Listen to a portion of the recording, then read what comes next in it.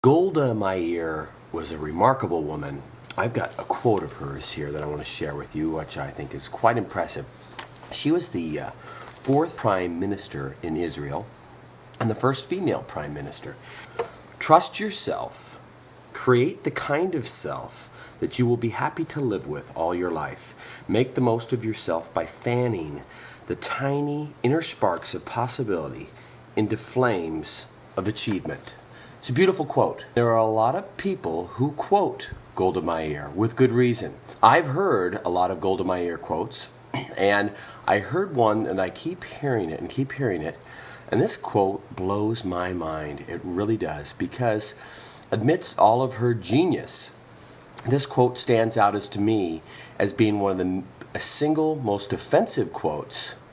We will have peace with the Arabs when they love their children more than they hate us. The true quote should be, we will have peace with the Arabs when this Golda Meir quote becomes internationally recognized as worse than garbage.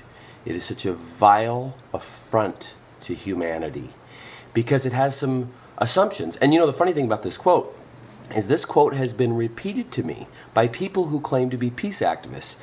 I am a peace activist. I'll show you a little picture here. There's a photograph here of me singing for the Dalai Lama. There's Sheikh Hamza Yusuf, and Imam Zaid, and Imam Khorasani, Abdul Hai. There's a lot of notable Muslims there. Muslim and Buddhist international peace meeting that I was performing at. I'm over there on the right, if you'll notice. I've worked with some notable peace authors, and I had one author sit to me and says, you know, I want you to hear this Golda Meir quote. It's incredible. And I said, it better not be the one about Muslims or Arabs not loving their children enough, because that quote is ridiculous. Let me tell you why. Because it's not our fault. It's the Arabs' fault. Okay, that's one thing this quote says. It's their fault. Now it also says that instead of us being a shared humanity, all the responsibility of this matter is in their hands. And on top of that, they don't love their children enough. Any human should know and recognize that we are a shared humanity. Every facet of humanity collectively loves their children. It's such an offense to say that a group doesn't love their children enough. Take this one Arab woman who's living in a village, who's being bombarded by bombs. And someone's going to walk in and say, well, boy, if you just loved your children more, then this wouldn't be happening. See, it's a spiral. It's a constant circle of violence that can't be stopped. And part of the reason it can't be stopped is because there are people walking around perpetuating this quote and this mentality that this is a one-sided battle and the Arabs are at fault. And part of the reason they're at fault is because their consciousness is so low and their ability to love is so low that they don't even love their children enough to prevent this problem that they could prevent.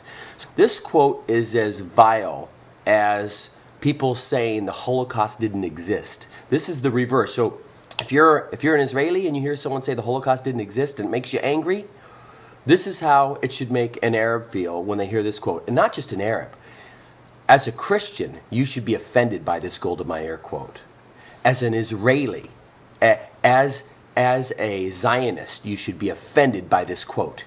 And as soon as Zionists are offended by that Golda Meir quote, then we can start to work for peace. Because it's not about Arabs, it's about humans. We are a shared humanity. And as soon as you stop teaching people that there's a split between this humanity and it's us and them, we're going to continue to have this hate and continue to have this problem.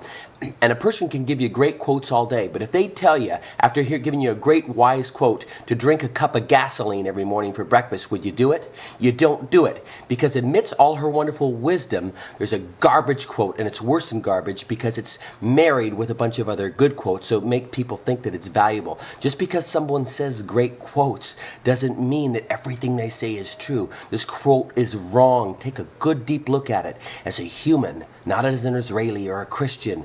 Look at it as a human. It's wrong.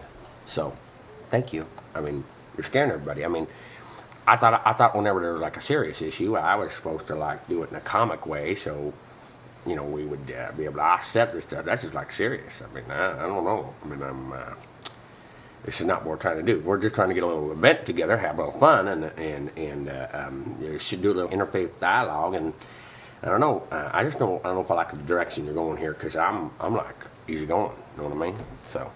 And while we're on the topic, that not only should the entire onus of peace not be on the Arabs, it should rest squarely not on the underdog, but on the oppressor. The oppressor, the dominator, the one with the money and the resources and the power that controls everything, that is whom the onus is on to bring peace. Don't expect the underdog to lift themselves up and make peace happen. It's very rare. It is much easier to bring peace when you are the one in control and you're the one in power. You hold all the cards. You know, it's so funny. These people say, I want peace. Well, when you're living wealthy on a mountaintop with a college degree, with everything you want, of course you want peace. The guy who's living in the gutter, who has nothing, to him, peace and war look identical. How can a guy living in the gutter tell the difference between peace and war? The only way that person in the gutter can bring himself to your level is to pull you down, because he can't lift himself up. It's your job to lift them up. You have to lift up your victims. You have to lift up the underdog. Don't expect them to do the heavy lifting. You're the ones that have it all. We are the ones that have it all. And by the way, when you help, do it as a brother and a sister. Don't do it as a mean uncle or an angry banker. Be like a brother. Be like a sister. I posted this earlier and I had to repost it for technical difficulty. When it was first posted, someone posted and asked me, where is your outrage about what the suicide bombers are doing? My outrage about what the suicide bombers is doing is right here in my stomach. I feel it in my stomach and I feel it in my ears. That's where it is with me. I get kind of hot ears, my face gets ruddy. So that's where it is with me. Oh, and if you mean like where it is spiritually for me, it's there. I feel it. If there's more to ask, I'd love to answer your questions. So thank you. Oh, and to another poster, death to Islam is not a comment. It may look like a comment, but it is an attack. If you'd like to say something that is a comment, we'd be more than happy to post it for you. So this is not a place to drop bombs on people. That's what terrorists do, as I mentioned in another video. So if you have something to say, we'd love to clear you and improve you to talk. So, thanks.